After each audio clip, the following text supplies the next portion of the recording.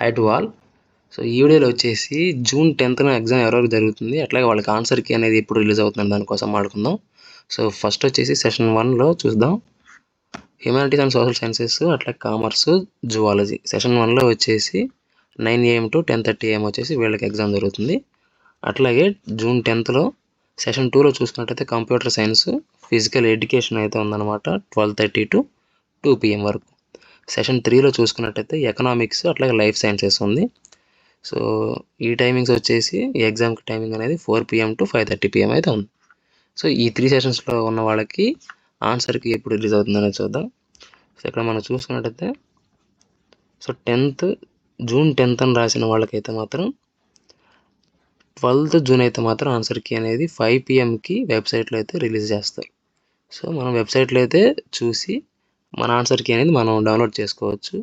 So మన response sheet అనేది మనం డౌన్లోడ్ చేసుకొని సో మనం ఎన్ని కరెక్ట్ పెట్టాము, ఎన్ని రాంగ్ పెట్టాము అనేది చూసుకోవచ్చు. ఒకవేళ క్వశ్చన్స్ వాడేమైనా రాంగ్ ఇచ్చుంటే మనం వాటిని చూసి వెరిఫై చేసుకొని అబ్జెక్షన్స్ అయితే రైజ్ చేయొచ్చు అనమాట.